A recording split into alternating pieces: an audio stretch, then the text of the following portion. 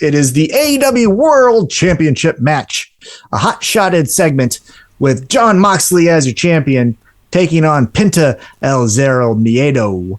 And this is fun because I like that, again, not fact-checking here, but I don't think I've ever seen Jon Moxley and Penta wrestle each other, and we just get it for a championship. Huh? How much fun is that? Yes, except kind of what you alluded to earlier. If I'm your brother-in-law and I'm just tuning into this AEW Dynamite because I like that guy Tom, I want to connect more with the guy Tom. Let me watch this thing. And I've been watching it for 4 weeks now. Or let's say I decided this and you've got me hooked now. I'm tuning in I'm fresh in AEW. Jon Moxley's your guy. For 5 months now, right? Why does Penta El Zero Miedo get a title shot here?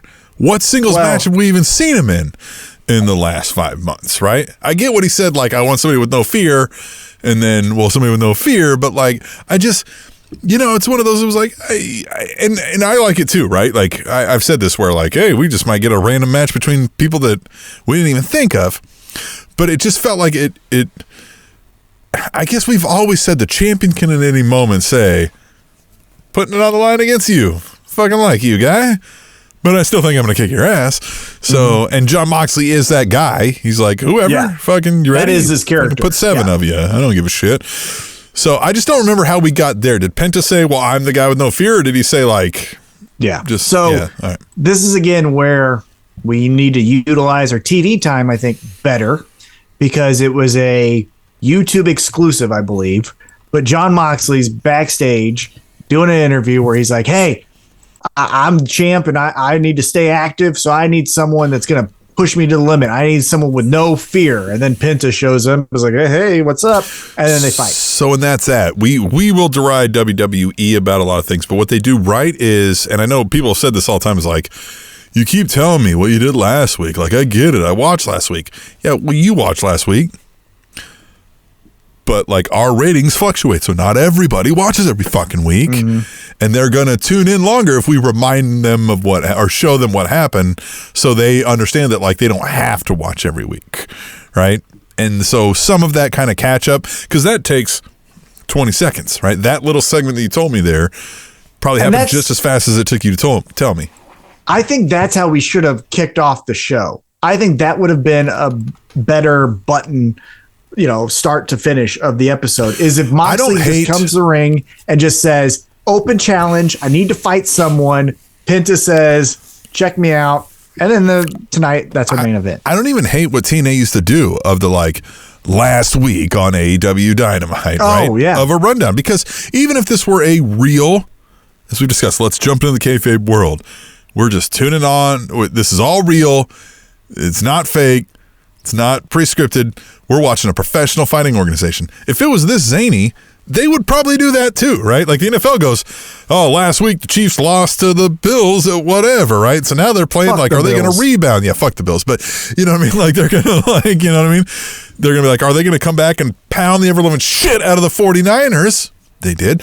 Well, you know what I mean? They kind of run back here's what's happened up to this point. So a little more of that, right? I don't hate that at all because, look, I mean, a theme song's cool, but I'd prefer that over a theme song, if that makes sense. Oh, yeah. I mean, look at every NFL broadcast. The NBC broadcast last season was Al Michaels telling you about the two teams going into tonight's game. And then Chris Collinsworth became famous for like sliding in. And it's like, this is my analysis of the two teams. So, yeah, do something like that. We watch every week and we talk about it the next day. And we have a podcast. And I cut this audio up and show these videos onto YouTube and do all kinds of shit. I still forget what happened last week sometimes. Sometimes I might need a little like, hey, remember when this guy punched the other guy in the face and go, oh, yeah. You know what could help AEW is remember back in the 90s, this was way more prevalent during the Attitude Era than what I can recall now. I don't remember much about the 90s, but yeah. But do you recall when WWE would do a, rewind power slam presented by, 1-800-COLLECT? Yes. And it would just be that quick thing, and then we get it. That they may need some presented by the Spanish announce table. What up? Hit us up, Tony. I got $1. Yeah, Tony, I got $1. Hey, if people give us a Tootsie Roll, I'll send you that. Yeah, and hey, I got ideas. Anyhow, So yeah, we get MJF Penta. My favorite thing from this match is, and I said this again on our Twitter, and I stand by it 100%. We need Penta in a different hat every week. Penta in hats is my favorite thing. Yeah, Penta in hats. Because he does a little bit of, who was the guy in WCW with the chairs, the luchador that always had the chairs? La Parka. He has a little bit of La Parka when he puts the hat on. He's like, look at this. I'm styling. I don't know whose hat he had. He grabbed it from the crowd, but he put it on. But if you recall, the greatest moment in AEW television history was the St. Patrick's Day Slam, and Penta put on the leprechaun hat. That's the best moment in wrestling history. And so we need more of it. I think that was better than Michael's Undertaker. It was better than Ric Flair retirement. It was better than any lights out. Hogan slamming Andre. MJF promos. Yeah, it's Penta in the leprechaun hat. I think we just need to have Penta. You don't even need to feature him, right? Let's just say we walking around the back. Britt Baker and Saraya get into it again, and they're and he just walks with a cowboy hat. Yeah. That's this week. He's got a train conductor hat on one day for some reason. That's what I want. Yeah. Penta in a hat. It's my favorite thing. Oh man, so that's great. That's great. So I will say this though. I'm getting more into Penta's career because I'm taking an interest in him. As noted by his action figure I got right there. Look at that. But I saw his match where it was mask versus mask in AAA. That Penta and this Penta are two different guys. That Penta in AAA is this world beater, destroyer of worlds. Like he's still Penta, but like his offense is more meaningful. When he does an impactful move, it fucking kills you. Here, he's doing his package pile drivers, and Moxley kicks out of two. Now, again, Moxley's your champion, but we need to. I mean, have you seen the photo from Penta at AAA where his I've seen the photo covered in blood? He's holding the mask. Mm-hmm. Like that's the Penta we need a little bit more of, because that motherfucker is who we love. Oh yeah, don't get me wrong. Penta is a person that I wouldn't mind seeing in the world title picture. I wouldn't hate seeing there, especially as it were. We shit on this Abraham Alba, whatever his fucking name is. He's great in this role. I've come to like this guy a lot. If you have Penta just with him, even if Rey Fenix is off for a while or something, I think Penta could be a world title level guy.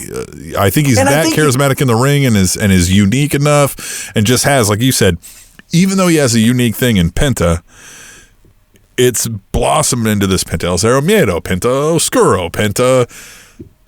What was the first thing he was? It was Pentagon Jr., right? I think is what they called him when he first. Mm-hmm. Yeah, like, yes, more Penta if we dug into it and really did a deep dive on it. I wouldn't hate it. It's just this that we got. It was just kind of like, well, why did he get? Why wasn't there? Again, if this was a real fighting organization, why isn't Christian going, hey, Luchasaurus deserves that. Fuck you. Right. Yeah.